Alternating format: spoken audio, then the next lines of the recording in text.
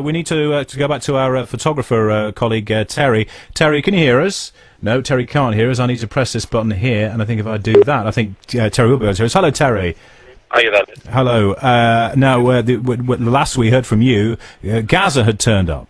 Yeah, he's here with me now in the car, and I'm just taking him away from the area of Rothbury. He's obviously getting a lot of attention because he's turned up, but he thinks that he can obviously help Raoul. Right. Is there any chance we could talk to Gazza? Oh, he says he knows that he can.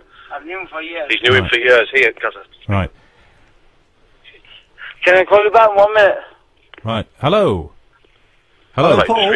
Paul. He's just... hang on, he wants to speak to you now. He wants to talk to us now. Yeah. Paul, I'll get you a cigarette. Here. I've got him. Just tell him I'm pain with my ribs. I'll come back 1 minute. I'll speak to him. Keep on the phone. He's just lighting a cigarette up, and he's going to talk to you. Okay, fine. Well, that's good. I'd imagine a lot of interest in Gazza and what he might be able to help with. Yeah, apparently he knows Raoul, and he's come to offer his help. He was a doorman in Newcastle, he's telling me. I knew him for years. And he's knew him for years. Oh, right, okay. So Gazza thinks he can actually be of assistance. What sort of assistance does he want to help? What help does he want to give? Okay, here he is. He's coming on live. Okay. Gazza? Right, Paul. What's this going live, what? Gazza? This is live, what? Gazza, hello. Gazza. Hello, Paul.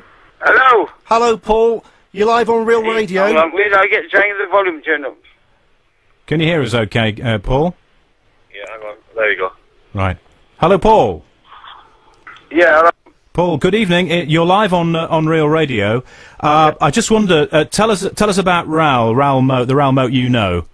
Raoul Moat, I knew him years ago. He used to be a bouncer in Newcastle. I knew him a lot of years since I was a young kid when I played for Newcastle. He was like a gentleman. Someone must have wound him up or done something, right? And all of a sudden I've just listened to the radio, right? I mean on TV news. Yeah. Obviously he's killed someone and he's shot too, right? And Well, yeah, it doesn't matter. He's killed someone, which is not nice, really. Obviously, he must have been on drugs. And he shot 2 people, right? Now, I've heard on the news that obviously the drugs must have worn off. Now he's willing to give in. Right? Oh, you have to point out that... the police got a hold of him. Hear me out. The police have got a hold of him, right? He's a lovely bloke. I know that. So, at the end of the day, I think he's frightened in case he'll put his gun down. I know for a fact he will. He'll put his gun down, but I think he's scared in case the police shoot him and kill him. The drugs have worn off. All he wants to do is surrender.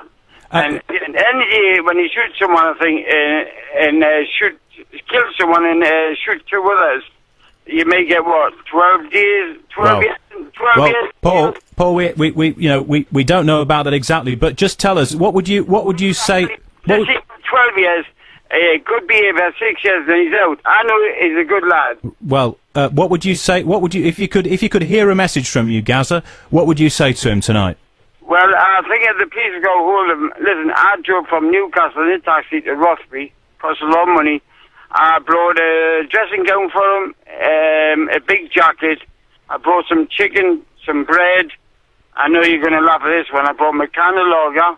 I brought him a fishing rod, because I heard he was at the river, and I brought a fishing rod, so we can fish together. I'll have a chat with him.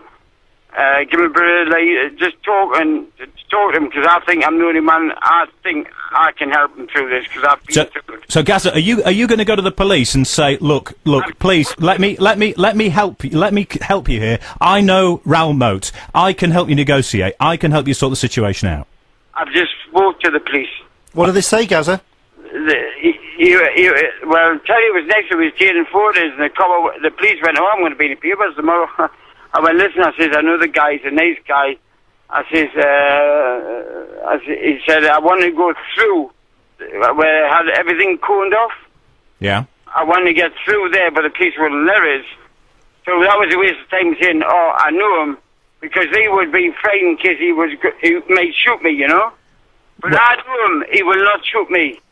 Well, it's a dangerous situation, though, Gazza, isn't it? I'm not scared of it. Hey, listen, I've just been in a car crash, hit a wall at 90 miles an hour. I survived that. I'm sure I can survive a bullet. No may look, he'll probably miss. So what you're saying is, you want to go in there, you want to help negotiate. I'm trying to find out where he is, without the police knowing. I've got a jacket, I've got a dressing gown, I've got some chicken, I've got some bread, I've got a can of lager, I've got a fishing rod. I've got my fishing rod, and I'm willing to sit down and just shout, Modi, it's Gazza. Just all I want to shout is, Modi, it's Gazza, where are you? And I guarantee he will shout his name out. I'm here. And me and him could sit and chat, have a little bit of fishing, and all I'll tell him is, yeah, Modi, listen. And you think you could sort it out? So if you like a sort of man-to-man chat with him, two pals on the riverbank?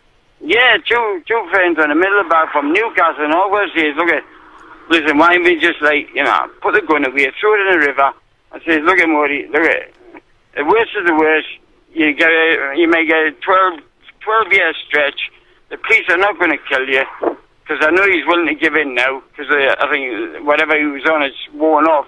I said, the police are not going to kill you. He may do 12-year stretch, obviously for killing someone, which is not very nice, but obviously he did it because he was high on drugs, probably, right? Paul, have you been in touch with him recently? For good behaviour, he'd get out after 6 years. Paul, have you been in touch with him recently? Have I been no, because I've been in hospital with that car crash. When did you last talk to him? Well, I've seen him, I spoke to him about a year and a half ago when he was in Newcastle.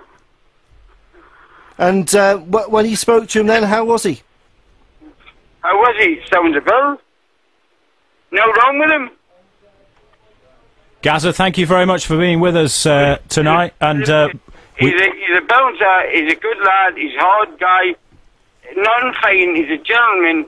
But it's not nice when your ex-girlfriend, well, his girlfriend ran off with another guy. Gazza, anyone. Gazza, thank you very much for talking to us. We wish you well in your efforts to try to bring the situation to a peaceful resolution. Do me a favour, do wish me well. Do wish Modi well. He'll be all right. Well, I think you've done that already. Right. Modi, I'll look for him, and I'll tell you what, I won't give in. I went from Newcastle over to Rothby, and I'm going to stay in bed and breakfast and see if I can find him. And I'll tell you what, he's the only one I think I can talk to him. And I ain't scared. Paul Gascoigne, many thanks for joining us on Real Radio tonight. We appreciate it. Thank you very much, and do us a favour. Go on. Send a cheque through the post. Only joking. Gazza, thank you for being with us tonight. You're listening to Real Radio on a Friday evening, and the time is just after 10 o'clock.